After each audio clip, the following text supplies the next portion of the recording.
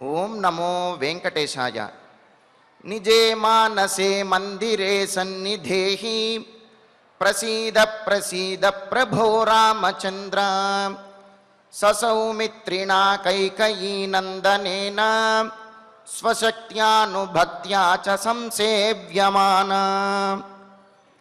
తన అనుజులైనటువంటి భరత లక్ష్మణులచే సేవింపబడుతూ విరాజిల్లుతున్నటువంటి శ్రీరామచంద్రుడను ఈ నూతన సంవత్సరమున భక్తులందరికీ సకల శుభాలను ఆయురారోగ్యాది ఐశ్వర్యాలను అనుగ్రహించమని ప్రార్థిస్తూ శ్రీవారి దయా విశేషం చేత సమస్త మానవాళికి ధర్మ తత్పరతను సకల కార్యసిద్ధిని చేకూర్చాలన్నటువంటి సంకల్పంతో తిరుమల తిరుపతి దేవస్థానం వారు నిర్వహిస్తున్నటువంటి శ్రీమద్ రామాయణం అయోధ్యాకాండ ప్రవచన పారాయణ కార్యక్రమంలో నేటికి మనం 324వ రోజులోకి ప్రవేశించాం. ఈ కార్యక్రమంలో ముందుగా భద్రాచల రామదాసు వారి సంకీర్తనైనటువంటి జయ జానకీ రమణ జయ విభీషణ శరణ అనేటటువంటి సంకీర్తనను శ్రీమాన్ కె సుబ్రహ్మణ్యం గారు అన్నమాచార్య ప్రాజెక్టు కళాకారులు వారి బృందం యొక్క సహకారంతో ఆలపిస్తారు. శ్రవణం చేద్దాం. ఓం నమో వెంకటేశాయ.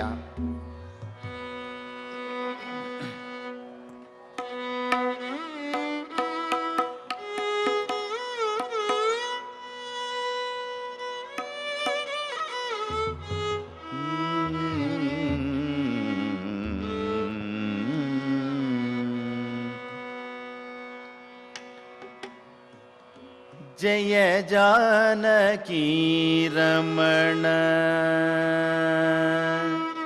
जय जानकी रमण जय विभीषण शरण जय जानकी रमण जय विभीषण शरण जय सरोरुह चरण जय धनुज हरण जय जानकी रमण जय विभीषण शरण जय सरोरुह चरण जय धनुज हरण जय जानकी रमण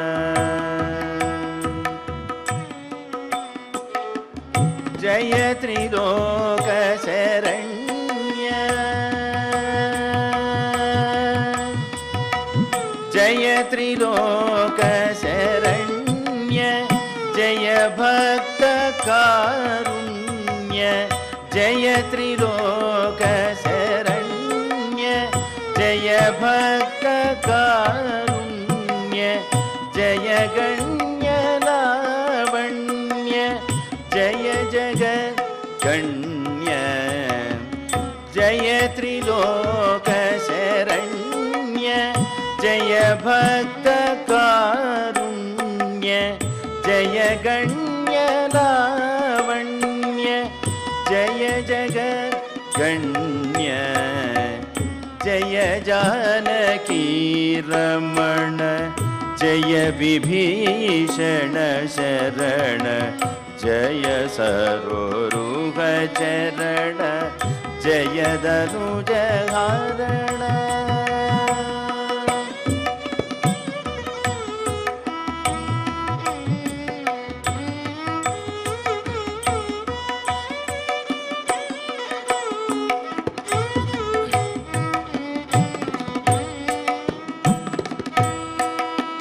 सकल लोक निवासा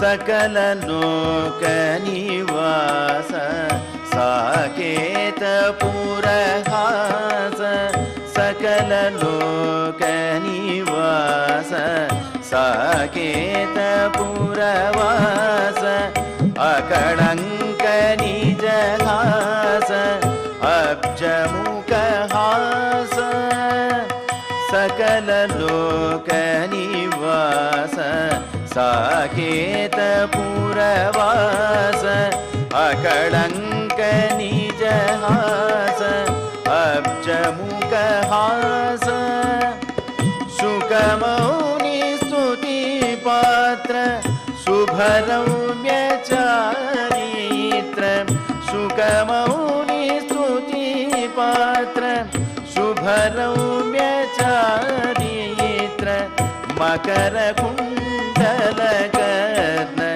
मेघ समवर्ण सुखमौनि स्तुतिपात्र शुभरम्यचारित्र मकरकुण्डलकर्ण मेघ समवर्ण जय जानकी रमण जय विभीषण शरण जय सरोरुह चरण जय दनुज हरण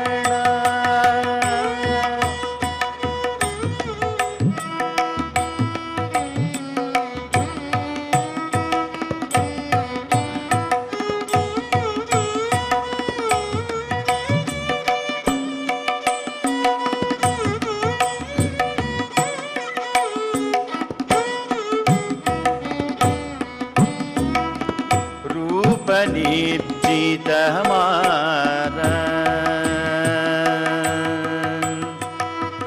रूप निर्जित हमारा रुचिर सद्गुण शूर रूप निर्जित हमारा रुचिर सद्गुण शूर भूप दशरथ कुमार भूभार निर्जित हमार रुचिर सद्गुण शूर भूप दशरथ कुमार भूवार हार पाप संग विदार पंक्ति मुख संहार पाप संग विदार पंक्ति मुख श्रीपति सुकुमार सीता विहार पाप संग विदार पंक्ति मुख संहार श्रीपति सुकुमार सीता विहार जय जानकी रमण जय विभीषण शरण जय सरोरुह चरण जय दनुज हरण जय जानकी रमण जय विभीषण शरण जय सरोरुह चरण जय दनुज हरण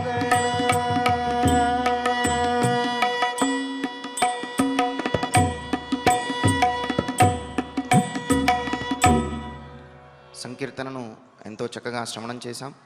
ఇక ఇప్పుడు శ్రీ గురు ధ్యానపూర్వకంగా సంకల్ప వాక్యాలను అందరము కలిసి పలుకుతూ ఈ కార్యక్రమాన్ని ప్రారంభం చేసుకుందాం.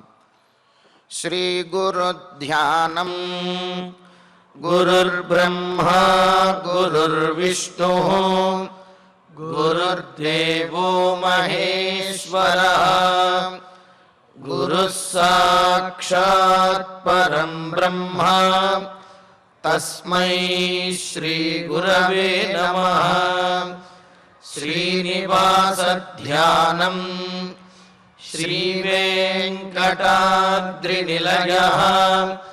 కమలాకాముకః పుమాన్ అభంగుర విభూతిర్నః తరంగయతు మంగళం.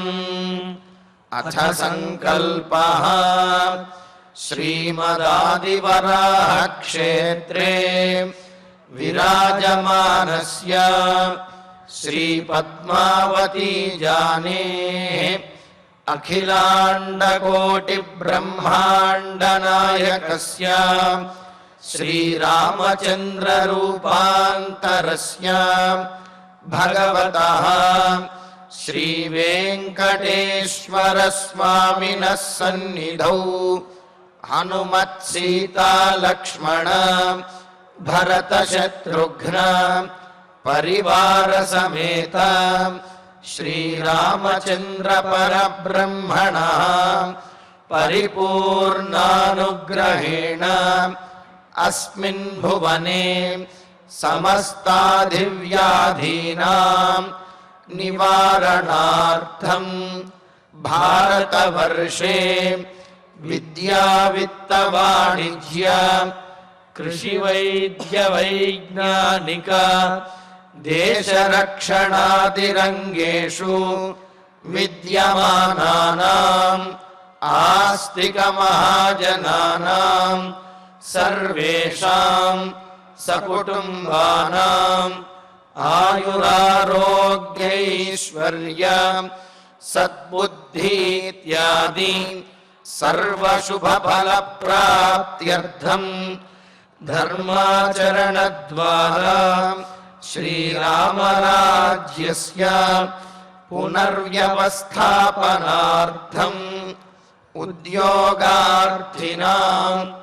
సముచితోద్యోగ ప్రాప్త్యర్థం దంపతీనాం అనుకూల దాంపత్య సిద్ధ్యర్థం సంతానస్య పితృవాక్య పరిపాలనానుకూల బుద్ధి ప్రచోదనార్థం సకల కార్య సిద్ధ్యర్థం గో సంరక్షణార్థం చ శ్రీమద్వాల్మీకి రామాయణే అయోధ్యాకాండే యథాశక్తి శ్లోకవ్యాఖ్యాన పురస్సరం అష్టత్రింశ సర్గ శ్లోక పారాయణం తథా శ్రీధన్వంతరి మంత్ర పారాయణం చ అన్యోన్య సాహాయ్యేన ఆచార్య ముఖేన కరిష్యామహే. శ్రీ వాల్మీకి ప్రార్థనా. కూజంతం రామ రామేతి మధురం మధురాక్షరం ఆరుహ్య కవితా శాఖాం వందే వాల్మీకి కోకిలం. శ్రీ ఆంజనేయ ప్రార్థనా. మనోజవం మారుతతుల్యవేగం జితేంద్రియం బుద్ధిమతాం వరిష్టం వాతాత్మజం వానరయూధముఖ్యం శ్రీరామదూతం శిరసా నమామి. శ్రీరామాయణ ప్రార్థనా. వాల్మీకి గిరి సంభూత రామసాగరగామిని పునాతి భువనం పుణ్యా రామాయణ మహానదీ. శ్రీరామ ప్రార్థనా. అయోధ్యాఖ్యేతు గుర్వర్ధే త్యక్త్వా రాజ్యం గిరౌ వసన్ పాదుకే భరతాయాదాత్ స రామః శరణం మమ. శ్రీరామచంద్ర పరబ్రహ్మణే నమః. అథ శ్రీమద్ రామాయణే ఆదికావ్యే అయోధ్యాకాండే అష్టత్రింశః సర్గః. శ్రీమన్నారాయణ చరణౌ శరణం ప్రపద్యే. శ్రీమతే నారాయణాయ నమః. శ్రీరామాయ నమః. భక్తులందరికీ శ్రీ క్రోధినామ సంవత్సర ఉగాది శుభాకాంక్షలు తెలియజేస్తూ, ఈ క్రోధినామ సంవత్సరంలో శ్రీవారి అనుగ్రహంతో సకల విధ క్రోధములను కూడా విడిచిపెట్టి భక్తులందరూ జనులందరూ కూడా సామరస్యంగా మెలగాలని స్వామివారిని ప్రార్థిస్తూ ఈనాటి కార్యక్రమాన్ని ప్రారంభించుకుందాము. చిరాణ్యపాస్యాద్యనకస్య కన్యా నేయం ప్రతిజ్ఞా మమ దత్తపూర్వా యథా సుఖం గచ్చతు రాజపుత్రీ వనం సమగ్రాసః సర్వరత్నైః. దశరథ మహారాజు చెబుతున్నటువంటి మాటలు. చివరికి బ్రతిమిలాడే స్థితిలోనే ఉన్నాడు. ఏమని అంటే, రాముడు లక్ష్మణుడు సీతాదేవి వాళ్ళు వనానికి వెళితే వెళ్ళని, పోని వనానికి పంపిద్దాం, కానీ సీతాదేవి మాత్రం నారచీరలు ధరించకుండా ఆభరణములతోటే వనవాసానికి వెళ్ళాలి అని అంటున్నాడు. ఎందుకు అంటే, సీతాదేవి నారచీరలతో వెళ్ళాలి అనే ఈ ప్రతిజ్ఞ, ఈ వరము నువ్వు కోరలేదు, నేను ఇవ్వలేదు. పైగా రామ వనవాసంలో ఈ నియమం అనేది లేనే లేదు. అసలు సీతాదేవి వనవాసానికి వెళ్ళాలనే నియమమే లేదు. అయినప్పటికీ కూడా వెళుతున్నది. మరి అలా వెళ్ళే సీతాదేవిని నారచీరలు కట్టుకుని వెళ్ళమనడం అన్యాయం. కావున రాజపుత్రి జనక మహారాజు యొక్క కుమార్తె అయినటువంటి సీతాదేవి సమస్తమైనటువంటి ఆభరణములు, సకల రత్నములతో కూడినటువంటి ఆభరణములను కూడా ధరించి సుఖంగా ఆనందం కలిగించే విధంగా వనవాసానికి వెళ్ళుగాక. అలా అయితే కొంతైనా సరే న్యాయం చేసినట్లు అవుతుంది అని అన్నాడు. అని ఇదంతా కూడా ఎందుకు వచ్చిందో తెలుసా? నేను నీకు ఇచ్చినటువంటి వరములకు ఫలంగా. అందుకనే అంటారు, సుఖస్య దుఃఖస్య నకోపి దాత పరో దదాతీతి కుయుక్తిరేష అని అంటారు. మనకు సుఖం కలిగింది అన్నా దుఃఖం కలిగింది అన్నా ఇతరులు మనకు ఇచ్చారు అనుకుంటే అది పొరపాటు. ఆ ఇతరుల వాళ్ళ వల్లే నాకు కష్టాలు వచ్చాయి, వీళ్ళ వల్లే నాకు కష్టాలు వచ్చాయి అనుకుంటే అది పొరపాటు. మనం పూర్వం చేసినటువంటి పనులకు ఫలంగానే మనకు తర్వాత సుఖదుఖాలు అనేవి కలుగుతాయి అనే సారాంశాన్ని మనకు ఇక్కడ దశరథ మహారాజు తెలియజేస్తూ, కైకేయి అజీవనార్హేణ, అసలు జీవించడానికే అర్హత లేనటువంటి వాడిని అంటున్నాడు. అంటే ఏమిటి? ఇలాంటి పనులు చేసినటువంటి నేను అని అంటూ దశరథుడు అంటున్నాడు. ఏమిటి? భార్య మాట కోసం అని చెప్పి యోగ్యుడైనటువంటి కుమారుణ్ణి వనవాసానికి పంపిస్తున్నటువంటి నేను, మరి ఇటువంటి స్థితిలో ఉన్న నేను అని అంటూ, బ్రతుకుటకు జీవనార్హత కోల్పోయినటువంటి నేను అని అంటంలో మరొక ఉద్దేశం ఏమిటి అంటే, దశరథునికి మరి ఆ జీవితం యొక్క అవసాన దశ వచ్చినది అనేది అక్కడ సూచనప్రాయంగా తెలుస్తున్నది. అందుకని ఇటువంటి మాటలు అనేవి వస్తున్నాయన్నమాట. సరస్వతి అలా పలికిస్తుంది. మరి అందుకని ఇక్కడ ఏమంటున్నాడు? అజీవనార్హేణ, జీవించేటటువంటి అర్హత కోల్పోయి అవసాన దశకు వచ్చినటువంటి నేను, మయా నా చేత, దశరథుని చేత, నృశంస ప్రతిజ్ఞాతావత్ కృత, క్రూరమైనటువంటి ప్రతిజ్ఞ చేశాను అన్నాడు. అంటే ప్రతిజ్ఞ చేసినప్పుడు అది చాలా మనసుబడి, ముచ్చటబడి, మెచ్చుకుని అభినందిస్తూ ఇచ్చినటువంటి ప్రతిజ్ఞ. కానీ అదే ప్రతిజ్ఞ ఇప్పుడు తన ప్రాణములు తీసే స్థితికి తీసుకువచ్చింది. అందుకనే ఆ ప్రతిజ్ఞ చేసినప్పుడు అది క్రూరమైనది అని తెలియకపోయినా ఇప్పటికీ దాని ఫలం వల్ల ఇప్పుడు అది క్రూరమైనది అని తెలిసింది. అందుకని ఏమంటున్నాడు? క్రూరమైనటువంటి, ఎవరు చేయకూడనటువంటి ప్రతిజ్ఞ కృత నేను చేశాను.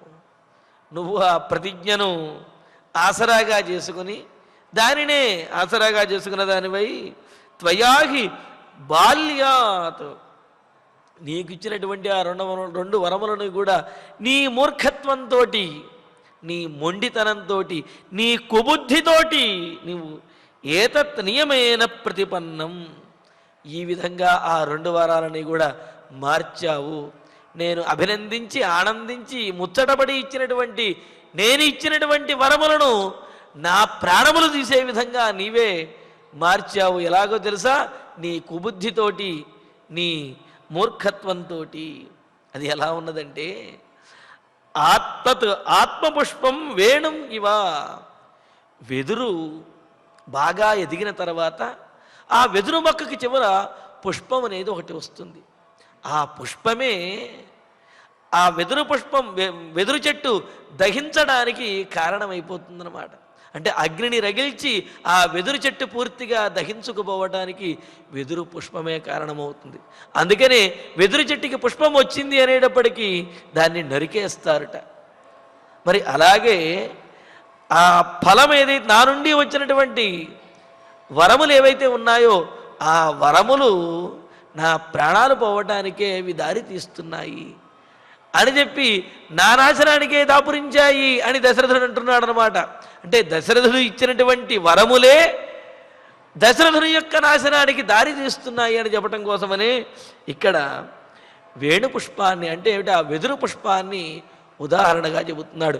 వెదురు పుష్పం నుండి ఉద్భవించినటువంటి వెదురు చెట్టు నుండి ఉద్భవించినటువంటి పుష్పమే అగ్నిని ప్రజ్వరిల్లి అంటే కొద్దిపాటి అగ్ని తగిలినప్పటికీ కూడా అది బాగా రగులుకుని జ్వలింపజేసి వెదురు చెట్టుని మొత్తాన్ని కూడా నిలువున దహించి వేస్తుంది. అలాగే నేను ఇచ్చినటువంటి దశరథుడు ఇచ్చినటువంటి వరములే నిలువున దశరథుడిని దహించి వేస్తూ ఉన్నాయన్నమాట. అందుకే అంటారు కదా పయఃపానం భుజంగానాం కేవలం విషవర్ధనం అని చెప్పి దశరథుడు పాముకు పాలు పోసినట్లుగా కైకేయికి వరములను ఇచ్చాడు. మరి ఆ వరములను గ్రహించినటువంటి కైకేయి ఆ వరములకు తగినటువంటి కోరికలను కోరాలి కానీ ఎవరైతే వరములు ఇచ్చాడో అతడిని నశింపజేసేటటువంటి అతని ప్రాణములకే ఇబ్బంది కలిగేటటువంటి కోరిక కోరింది. కావున ఇతరులకు మాట ఇచ్చేటప్పుడు వెనక ముందు ఆలోచించుకొని మాట ఇవ్వాలి తప్ప ఆనందంతోనో ఆవేశంతోనో మాట ఇచ్చినట్లయితే దాని ఫలమనేది మరో రకంగా ఉండవచ్చును అని దశరథుడు తన మాటల ద్వారా మనకు సూచిస్తూనే ఉన్నాడనమాట. అందుకని ఏమంటున్నాడు ఆత్మపుష్పం వేణుమివా వెదురు చెట్టు నుండి ఉద్భవించినటువంటి పుష్పమే వెదురు చెట్టు నిలువుగా దహించుకుపోవటానికి కారణమైనట్లుగా నేను నీకు ఇచ్చినటువంటి వరములే మరి దశరథుడు ఇచ్చినటువంటి వరములే దశరథుడు నిలువున నశించడానికి కారణమవుతున్నాయి అని అంటున్నాడు. మరి ఇంకో మాట అంటున్నాడు వినాశకాలే విపరీత బుద్ధి అని అన్నట్లుగా అసలు నీకు వరములు ఇవ్వాలి అనే బుద్ధి కలగటమే అది వినాశకాలం దాపురించినట్టు అన్నాడు. అంటే ఏమిటి వరములు ఇచ్చేటప్పుడు తెలియలేదు కానీ దాని ఫలం ఇప్పుడు అనుభవించేటప్పటికీ ఆ వరములు ఇవ్వటమే వినాశానికి హేతువైనది అని చెప్పి అంటున్నాడు. అందుకనే ఆ విధంగా సమీబుద్ధి కర్మానుసారిణి అంటారు కదా సత్యానుసారిణి లక్ష్మీ కీర్తి త్యాగానుసారిణి అభ్యాసానుసరీ విద్య బుద్ధి కర్మానుసారిణి అని చెప్పి సత్యాన్ని మాట్లాడటము ధర్మాన్ని ఆచరించడం ద్వారా కీర్తి అనేది పెరుగుతుంది. అదేవిధంగా సంపద అనేది పెరుగుతుంది. త్యాగబుద్ధి ద్వారా కీర్తి అనేది పెరుగుతుంది. అభ్యాసం చేయటం ద్వారా విద్య అనేది పెరుగుతుంది. మన కర్మలను బట్టి మన బుద్ధి అనేది పనిచేస్తుంది అన్నారు.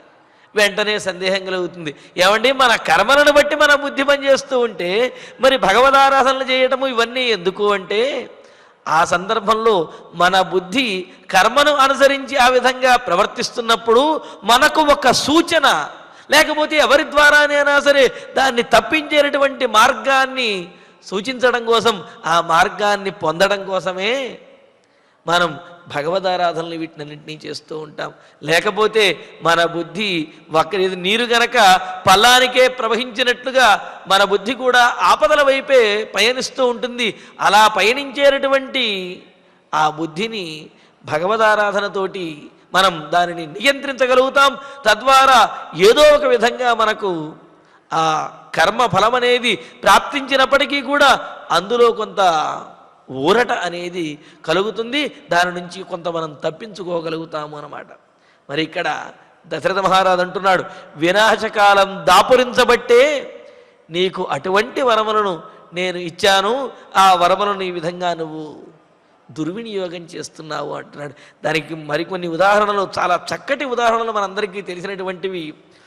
అళీకుళీ కర్కటి వేణురంభ వినాశకాలే ఫలముద్వహంతి అని చెప్పి అన్నారు. అంటే కొన్ని ఫలములను ఎప్పుడు ఇస్తాయి అంటే వాటికి వినాశకాలం వచ్చినప్పుడు ఇస్తాయి అన్నాడు. ఏమిటి అని అంటే ఇక్కడ తేలు ఎండ్రకాయ అంటారు కదా ఎండ్రకాయ వాటి యొక్క గర్భము అవి ప్రసవించి మరణించేస్తాయి. తేలు కానీ ఎండ్రకాయ కానీ అంటే ఏమిటి అవి ఫలాన్ని బయటకు ఇచ్చాయి అంటే వాటి యొక్క మరణము సమీపించినట్లే. వాటి గర్భాన్ని ధరించాయి అంటే ఆ గర్భధారణే ఆ మరణానికి హేతు అవుతుంది. గర్భం స్రవించిన తర్వాత అవి మరణించేస్తాయి అని చెప్పి అన్నారు. మరి అలాగా ఇంకోటి కూడా చెబుతున్నారు వేణురంభ. వేణు అంటే ఇంతకుముందు చెప్పుకున్నాం కదా వెదురు పువ్వు. అదేవిధంగా రంభ అని అంటే కనుక అరటి మొక్క. అరటి మొక్కను ఏం చేస్తారు, అది గెల వేసిన తర్వాత చెట్టుని మొదలకే నరికేస్తారు. అంటే ఏమిటి, గెల వేసిన తర్వాత అది పూర్తిగా ఇంకా పండిపోయింది, ఇంకా దాని యొక్క జీవితం అనేది లేదు అనేది తెలుస్తున్నది. ఇవన్నీ మనకు ప్రత్యక్ష ఉదాహరణలే కదా. అలాగా తేలు, ఎండ్రగబ్బ, వెదురు పువ్వు, అదేవిధంగా ఈ అరటి, ఇవేవైతే ఉన్నాయో అవి ఫలమును పుష్పమును ఇచ్చాయి అంటే ఇక వాటి యొక్క అవసాన దశ అనేది దగ్గర పడినట్లే అని అర్థం అన్నమాట. అలాగే దశరథ మహారాజు కూడా అంటున్నాడు, నేను నీకు వరములు ఇచ్చినప్పుడే, మరి ఆ దశరథ మహారాజు వరం ఇచ్చినప్పుడే దశరథ మహారాజు యొక్క అంతమనేది ప్రారంభమైంది, అదే హేతువైనది అని చెప్పి అంటున్నాడు. మరి ఆ వరములు ఇచ్చినప్పుడే ఆలోచించుకుండవలసింది, ఇచ్చిన తర్వాత ఇక చేయగలిగింది ఏముంది, దాని యొక్క ఫలమును అనుభవించడం తప్ప అని అన్నాడు. ఆ తర్వాత అంటున్నాడు, రామేణ యది తే పాపే కించిత్ కృతమశోభనం అపకారః కైహతే వైదేహ్యాదర్శితోధమే. ఇంకా అంటున్నాడు, సరే నేను వరములు ఇచ్చాను అని చెప్పి నువ్వు కోరుకున్నావు, బాగానే ఉన్నది, కానీ కోరుకోవటంలో కూడా ఏదో ఒక చిన్నపాటి కారణం అనేది ఉండాలి.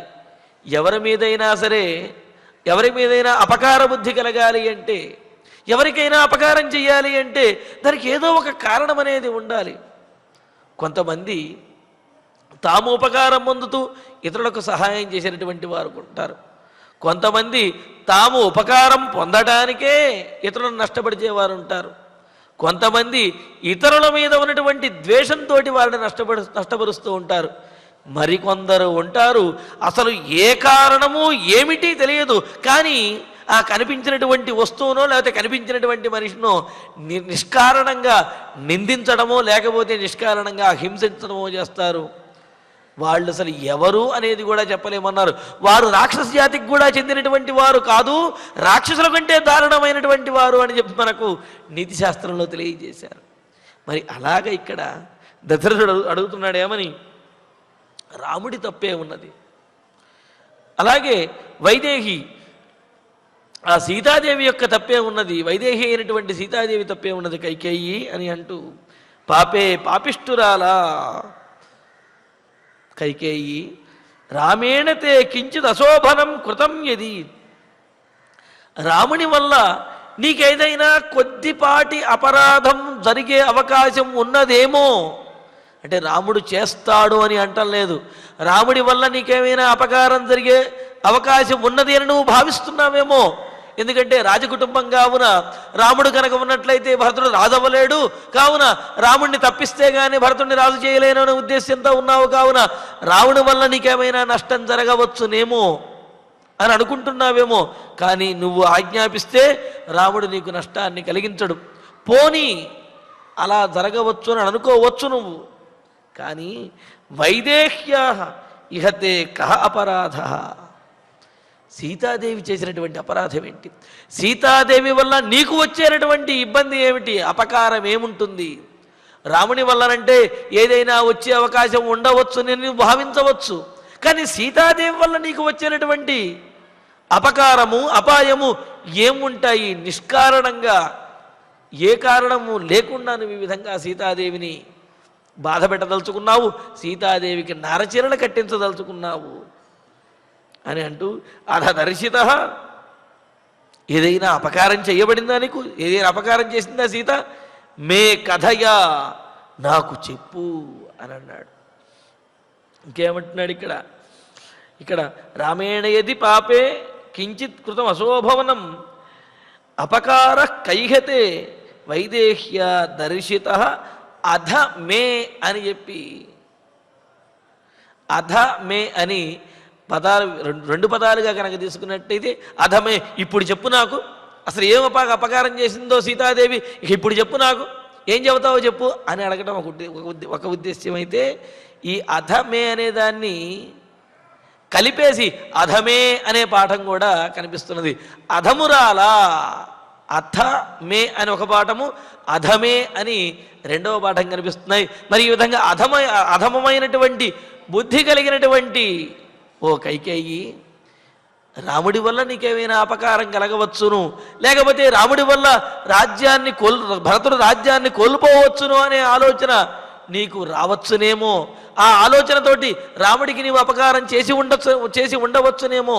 కానీ సీతాదేవి ఏ అపకారం చేసిందని, సీతాదేవి వల్ల నీకు ఏ ప్రమాదం ఉన్నదని సీతకు నీవు ఈ విధంగా అపకారం చేస్తున్నావు, ఆ విషయం నాకు చెప్పు, ఏదైనా సమాధానం నీ దగ్గర ఉంటే కనుక చెప్పు అని అంటూ, మృగీవోత్ఫుల్ల నయన మృదుశీల తపస్విని అపకారంకమిహతే కరోతి జనకాత్మజ. ఇటువంటిదో తెలుసా సీతాదేవి? ఆడ లేడి వంటిది. లేడి అది అలికిడికే భయపడేటటువంటి లేడి ఇతరులకు అపకారం చేయగలుగుతుందా? తన జీవితాన్ని తాను గడపడానికే భయపడుతూ జీవించేటటువంటి లేడి ఇతరుల జీవితం మీద ప్రభావాన్ని ఏ విధంగా చూపిస్తుంది? ఇతరుల జీవనాన్ని ఎందుకు ఇబ్బంది పెడుతుంది?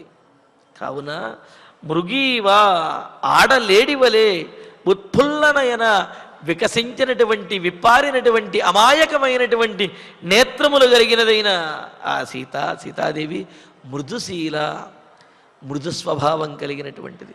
ఎంతటి మృదు స్వభావము అంటే తనకు ఆపద కలిగితే, తనకు కష్టం కలిగితే తాను బాధపడటం కాదు, ఇతరులకు కష్టం కలిగినప్పటికీ కూడా తాను బాధపడిపోతుంది. రాముడిలాగానే ఆమె కూడా ఎంతో మృదు స్వభావం కలిగినటువంటిది. తపస్విని, పాతివ్రత్యము అనే తపస్సు కలిగినటువంటిది.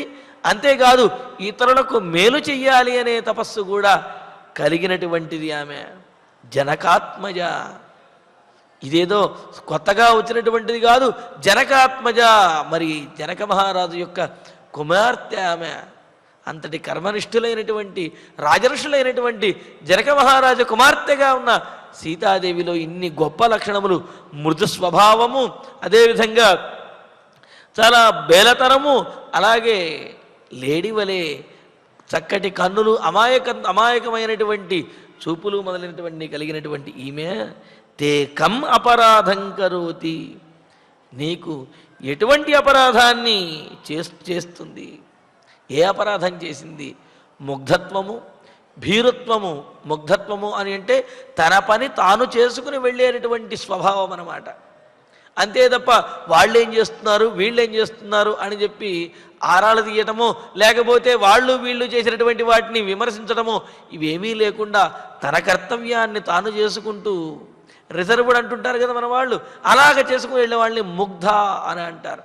అటువంటి ముగ్ధ స్వభావము, అంతేకాదు భీరు స్వభావం కూడా కలిగినటువంటిది. ఎందుకు భీరు స్వభావము అంటే తన వల్ల ఇతరులకు ఏమైనా ఇబ్బంది కలుగుతుందేమోనని, తాను చేయవలసినటువంటి పనిని తాను చేయలేకపోతానేమోనని ఆ భీరు స్వభావం కూడా కలిగినటువంటి ఈమె, కర్తవ్య పరాయణురాలైనటువంటి ఈమె, పాతివ్రత్యం ధర్మములు కలిగినటువంటి ఈమె ఎవరికి అపకారం చేస్తుంది? అసలు నీకే అపకారం చేసిందో చెప్పు అని చెప్పి అంటూ, నను పర్యాప్తమేతత్తే పాపే రామ వివాసనం కిమేభిః కృపణైర్భూయః పాతకైరపి తే కృతైః. పాపే, పాపాత్మురాలా, పాపిష్ఠురాలా అని సంబోధిస్తూ కైకేయిని, ఏతత్ రామ వివాసనం తే పర్యాప్తం నను, నువ్వు ఇప్పటి వరకు ఏ పాపం చేయలేదనుకుంటున్నావేమో. రాముణ్ణి వనవాసానికి పంపించడం ద్వారానే నువ్వు జీవితాంతము అనుభవించవలసినటువంటి, జీవితాంతము చేయవలసినటువంటి, కలిగినటువంటి పాపాన్ని చేశావు. ఇక నువ్వు ప్రత్యేకంగా కొత్తగా చేయవలసినటువంటి పాపాలు ఏమీ లేదు. జీవితాంతము సరిపోయేంతటి పాపం ఏదైతే ఉందో అంతటి పాపాన్ని కూడా నువ్వు రాముణ్ణి వనవాసానికి పంపించడం ద్వారానే, పంపించేటటువంటి సంకల్పంతో అంతటి పాపాన్ని చేశావు. అంత పాపం చేసినటువంటి నీవు ఇంకా ఏం పాపాలు చేస్తావు? ఇంకా సీతాదేవిని కూడా హింసించి ఏమి సాధిస్తావు అని అంటున్నాడు. ఏమంటున్నాడు? ఏతత్ రామ వివాసనం, ఈ విధంగా రాముణ్ణి వనవాసానికి పంపించడము అనే అన్యాయము, అధర్మము అయినటువంటి పాపం ఏదైతే ఉందో ఆ పాపమే తే పర్యాప్తం, నీ జీవితాన్ని కట్టి గొడపటానికి, నిన్ను నశింపజేయడానికి, నీకు నరకములు ప్రాప్తింపజేయడానికి రామ వనవాసం అనే పాపం ఏదైతే ఉందో ఆ పాపమే సరిపోతుంది. ఇంకా ఏం పాపం మూట కట్టుకుంటావు? భూయః కృతై కృపణై ఏభి పాతకైహపి కిం ప్రయోజనం. అంతే కదా. ఒక పెద్ద పాత్ర ఉందనుకోండి, ఆ పాత్రలో నిండా నీరు పోసిన తర్వాత ఇంకా నీరు పోస్తుంటే ఏమవుతుంది? అవి పొంగి పొరలిపోతాయి తప్ప అవి ఆ పాత్రలో పట్టేవి కాదు. అంటే ఏమిటి? నీవు నీ జీవితాంతము ఎంత పాపమైతే చెయ్యాలో, ఎంత పాపం చెయ్యగలవో, లేకపోతే అసలు ఎంతటి పాపం చెయ్యకూడదో ఆ చెయ్యకూడనటువంటి అంతటి పాపాన్ని కూడా పూర్తిగా చేశావు. చేసిన తర్వాత ఇంకా ఏం పాపాలు చేస్తావు? నువ్వు మొత్తం చేయవలసిందంతా చేసేసావు కదా అని అంటూ భూయః కృతై కృపణై, ఇంకా మరలా చేస్తున్నటువంటి ఈ సీతాదేవిని వనవాసానికి పంపించడము, సీతాదేవికి నారచనులు కట్టించడము ఈ పాపముల చేత, ఏభి పాతకై అపి, ఈ పాపముల చేత కూడా తే కిం, ఇంకా ఏం సాధించాలనుకుంటున్నావు? కావున నువ్వు చెయ్యవలసినటువంటి, చెయ్యకూడనటువంటి పాపములను నీ జీవితంలో చేసేసావు నువ్వు. ఇంకా ఈ పాపాలు కూడా చేసి ఇంకా ఏం మూట కట్టుకుంటావు? ఇప్పటికే ఎక్కువైపోయింది నీ పాపము అని వారిస్తున్నాడు. అంటే ఏమిటి? ఇది పాపము అని చెబితే అయినా సన్నా ఆమెలో ఏదైనా మార్పు వస్తుందేమో అని చెప్పి, మార్పు రాదు అని తెలుసు, అయినప్పటికీ కూడా ఏదో చిన్న ప్రయత్నం చేస్తూ ఉన్నాడు దశరథ మహారాజు. చేస్తూ ప్రతిజ్ఞాతం మయా తావత్ త్వయోక్తం దేవి శృణ్వత రామం యదభిషేకాయ త్వమిహాగతమబ్రవీహి. కైకేయి, నేనేం చెప్పాను, నువ్వేమన్నావు ఒక్కసారి గుర్తు తెచ్చుకో అని మరలా ఒకసారి చెబుతున్నాడు. నేనేమన్నాను? దేవి కైకేయి, అభిషేకాయ ఇహ ఆగతం, పట్టాభిషేకం చేద్దాము అని నా కుమారుణ్ణి రామచంద్రుణ్ణి ఇక్కడికి పిలిపించాను. ఆ పట్టాభిషేకం కోసం ఇక్కడికి వచ్చినటువంటి రాముడితోటి త్వం, నీవు యదబ్రవీహి, ఏం చెప్పావు? నేనేమో ఒక ఉద్దేశ్యంతో ఆయన ఇక్కడికి పిలిపిస్తే నువ్వేమో దానికి వ్యతిరేకంగా ఏమని చెప్పావు? సప్త వర్షాణి దండకారణ్యమాశ్రిత అభిషేకమిమం త్యక్త్వా జటా చీరధరో వస అని చెప్పి అన్నావు. అంటే ఏమిటి? 14 సంవత్సరములు దండకారణ్యంలో ఉంటూ జటావల్కలమును ధరించి జీవించాలి అని చెప్పి నువ్వు చెప్పావు. నేనేమో నాయనా సింహాసనం మీద కూర్చుని ఈ రాజ్యాన్ని, ఈ భూమండలాన్ని పాలించవయ్యా అని చెప్పడానికి నేను పిలిపిస్తే నా మాటకు, నా ఆలోచనకు, నా ఆశకు ఏమాత్రము సంబంధం లేకుండా నన్ను నిలువునా దహించి వేసే విధంగా నువ్వేమని చెప్పావు రాముడికి? 14 సంవత్సరముల పాటు దండకారణ్యంలో జటావల్కలమును ధరించి జీవించాలి అని వనవాసాన్ని విధించావు రాముడికి.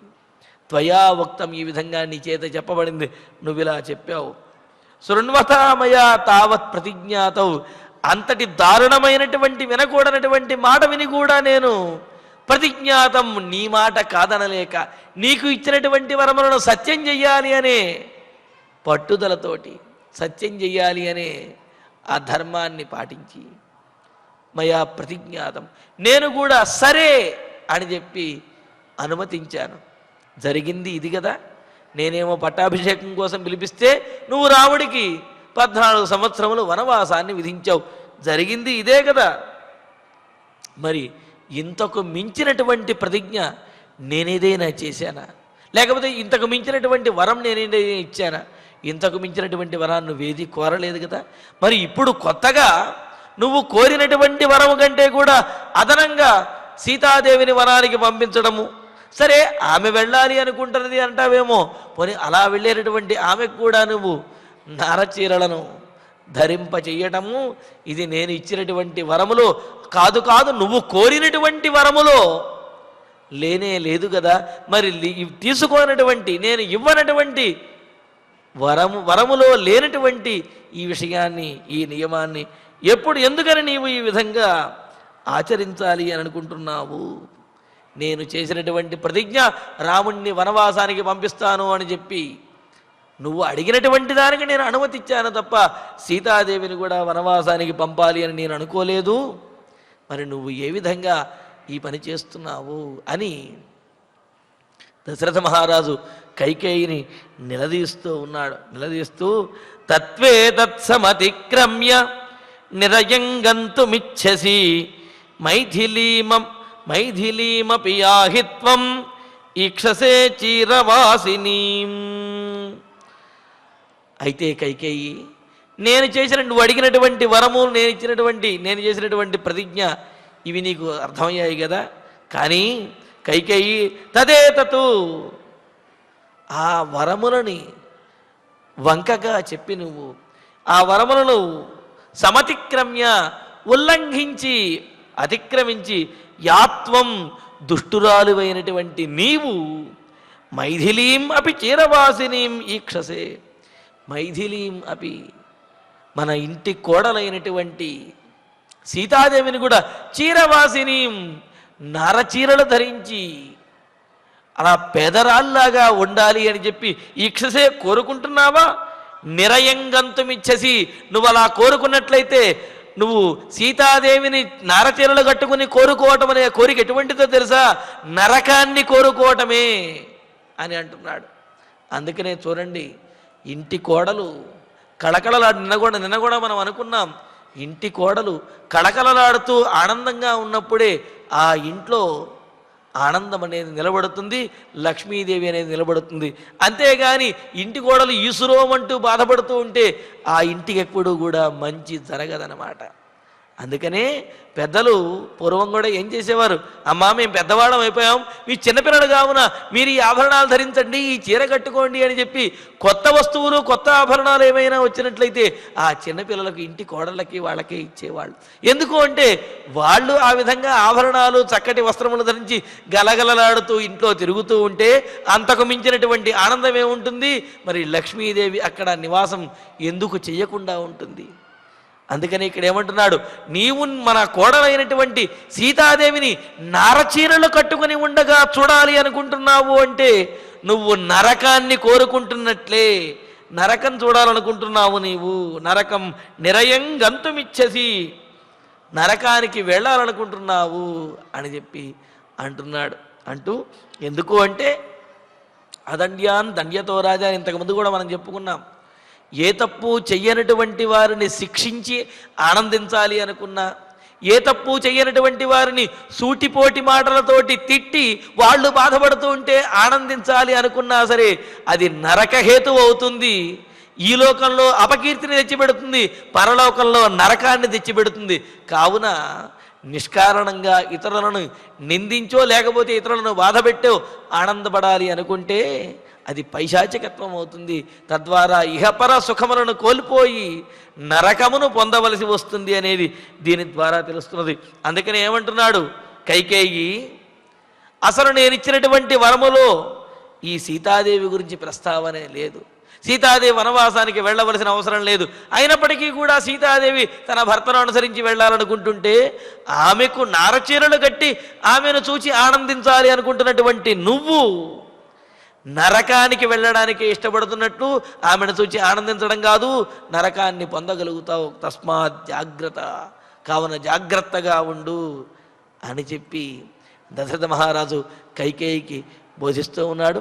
మరి ఆ తర్వాత కైకేయి చెప్పినటువంటి సమాధానము, ఇంతలో రామచంద్రుడు మాట్లాడినటువంటి మాటలు, ఆ విశేషాలను తర్వాతి ప్రవచనాలు తెలుసుకుందాము. ఇక ఇప్పుడు ఆచార్యుల వారి ద్వారా శ్లోకాలను పారాయణ చేసుకుందాము. చీరాణ్యపాస్యాత్ జనకస్య కన్యా నేయం ప్రతిజ్ఞా మమ దత్త పూర్వా యథా సుఖం యథా సుఖం గచ్చతు రాజపుత్రీ గచ్చతు రాజపుత్రీ వనం సమగ్రా వనం సమగ్రా సహ సర్వరత్నై సహ సర్వరత్నైః అజీవనార్హేణ అజీవనార్హేణ మయా నృశంసా మయా నృశంసా కృతా ప్రతిజ్ఞా కృతా ప్రతిజ్ఞా నియమేన తావత్ నియమేన తావత్ త్వయా హి బాల్యాత్ త్వయా హి బాల్యాత్ ప్రతిపన్నమేతత్ ప్రతిపన్నమేతత్ తన్మాం దహేత్ తన్మాం దహేత్ వేణుమివాత్మ పుష్పం వేణుమాత్మ పుష్పం రామేణ రామేణ యది తే పాపే యది తే పాపే కించిత్ కించిత్ కృతమశోభనం కృతమశోభనం అపకారః అపకారః క ఇహతే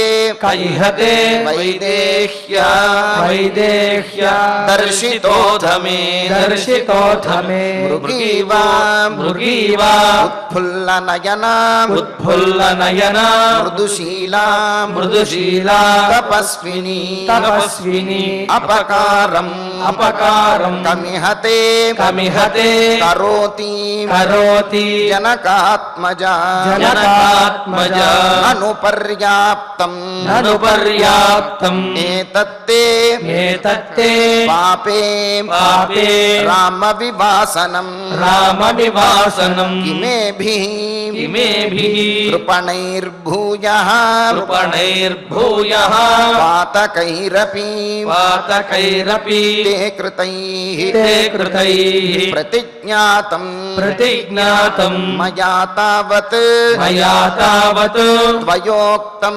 త్వయోక్తం దేవి శృణ్వత దేవి శృణ్వత రామం రామం యదభిషేకాయ యదభిషేకాయ త్వమిహాగతం త్వమిహాగతం అబ్రవీః అబ్రవీః తత్వేతత్ తత్వేతత్ సమతిక్రమ్య సమతిక్రమ్య నిరయం నిరయం గంతుమిచ్చసి గంతుమిచ్చసి మైథిలీమపి మైథిలీమపి యాహి త్వం యాహి త్వం ఈక్షసే ఈక్షసే చీరవాసిని చీరవాసిని ఇత్యార్షే ఇత్యార్షే శ్రీమద్ రామాయణే శ్రీమద్ రామాయణే ఆదికావ్యే ఆదికావ్యే అయోధ్యాకాండే అయోధ్యాకాండే 38 సర్గః 38 సర్గః ఫలశ్రుతి నుండి మంగళాంతం వరకు అందరము కలిసి పఠిద్దాం.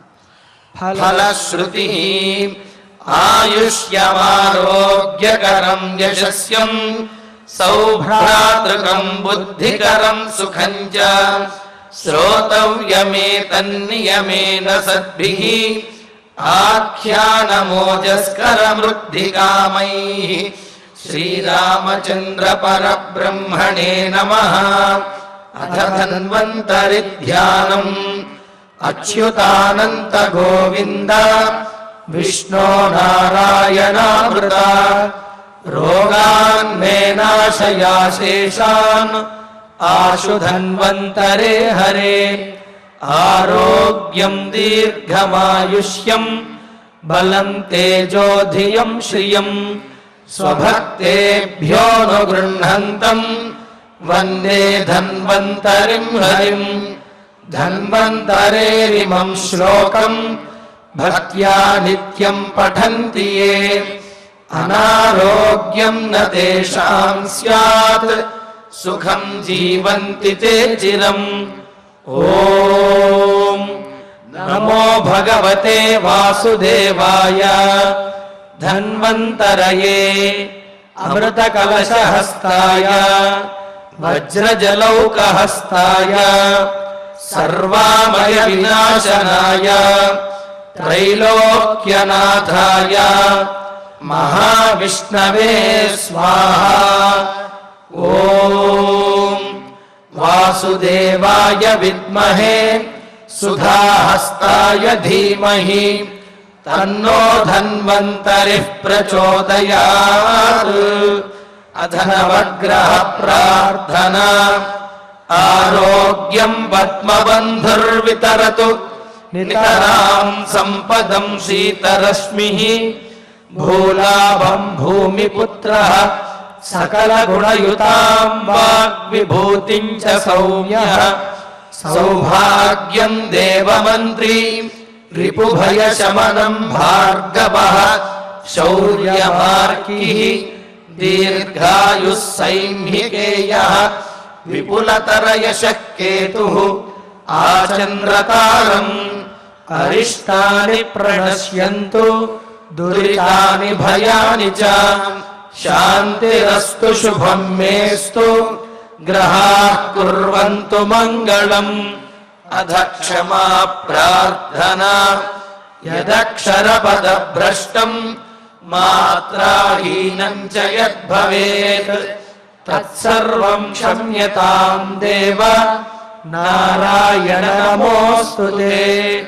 అథ భగవత్ సమర్పణం కాయేన వాచా మనసేంద్రియైర్వా బుద్ధ్యాత్మనా వా ప్రకృతే స్వభావాత్ కరోమి యద్యత్ సకలం పరస్మై నారాయణాయేతి సమర్పయామి.